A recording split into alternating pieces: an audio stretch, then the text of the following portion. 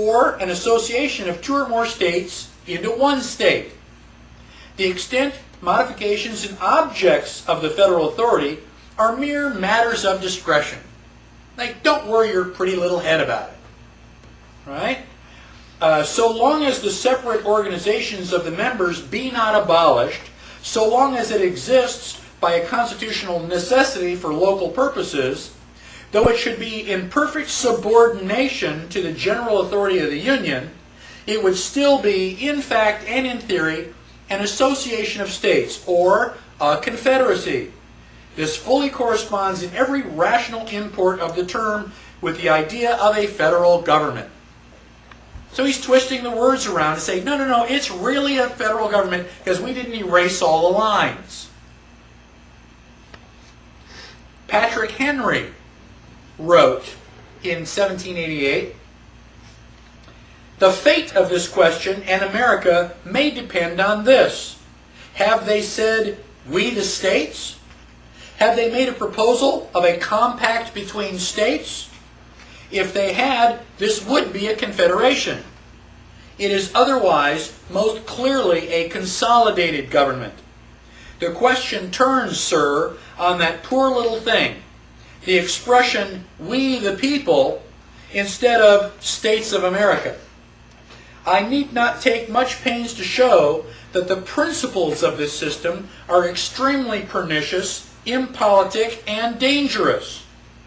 The rights of conscience, trial by jury, liberty of the press, all of your immunities and franchises, all the pretensions to human rights and privileges are rendered insecure, if not lost, by this change so loudly talked about by some and inconsiderately by others. Is this same relinquishment of rights worthy of free men? Is it worthy of that manly fortitude that ought to characterize Republicans? It is said 8 states have adopted this plan.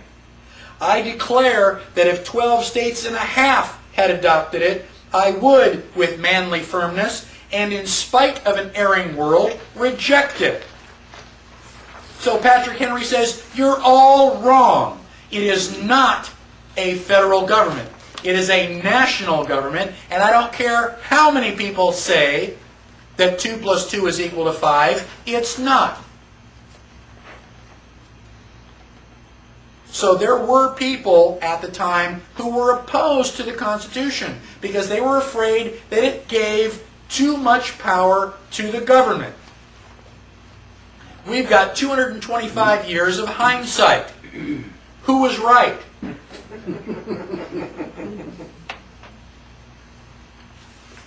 Now, the Constitution was written as a response to all this printed money.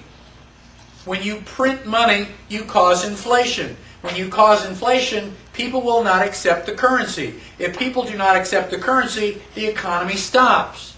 And if the economy stops, everybody is hurt.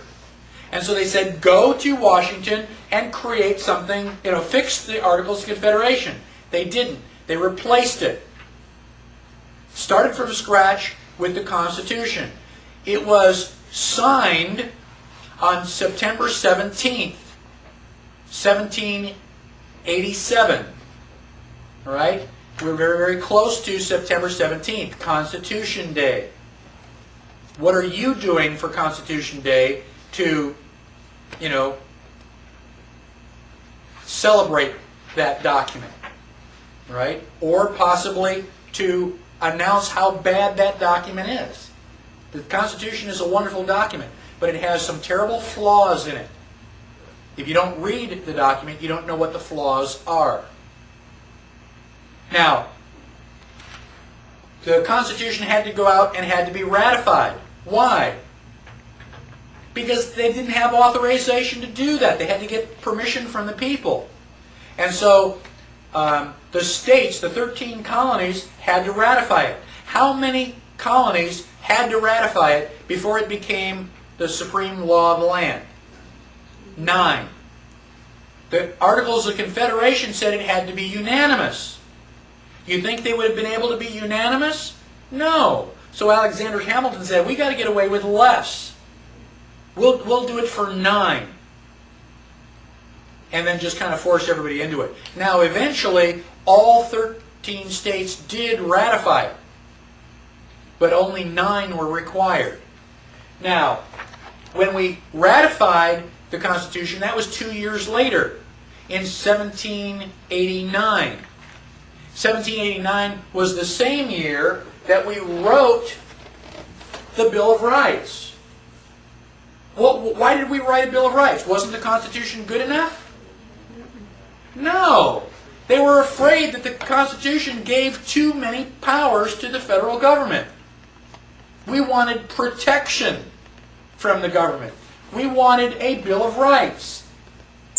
We wanted further limitations on the government. All right? So the Bill of Rights was written in 1789 and ratified 2 years later in 1791. So everybody remembers 1776. Add 11 and you've got 1789, which was the 87. 1787 is when the Constitution was signed. 2 years later, in 89, it was ratified, and the Bill of Rights was written, and the Bill of Rights was ratified 2 years after that in 1791. Right? So 11, 2, and 2.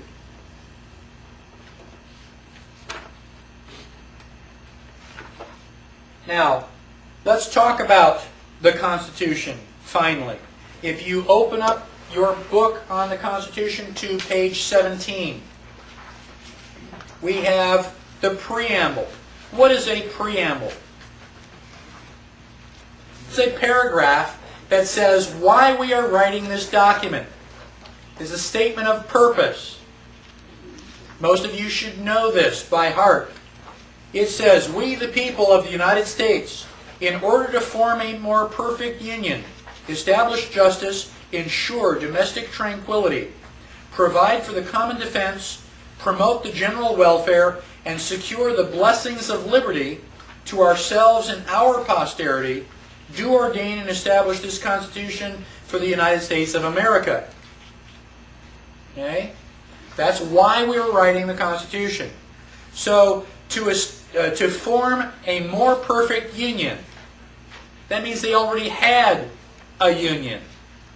The Articles of Confederation. But we said that one doesn't work so well, so we are going to form a more perfect union. Right? For these reasons.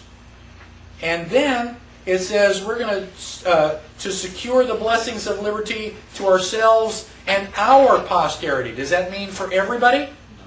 No, that's how we should interpret it, but that's not what they meant. And also notice that the first line says, we the people of the United States. And the last line says, establish this Constitution for the United States of America. United States and United States of America. Those are two different things. One is a republic, the other is a democracy. We'll talk about that a little bit more. Now, the Constitution was set up to operate as a negative authority. Who has all the power? We do. We are giving power and authority to the government. That is a permission. We have the rights, they get privileges. Don't let them tell you anything different. Now, the Constitution of the United States and the Constitution of each state are a political trust. Let me describe a trust very briefly. Let us pretend that I am very old. Let us also pretend that I am very rich. You're going to have to pretend on the rich part a lot harder than you have to pretend on the other part. Okay? So I'm rich and old and I have children.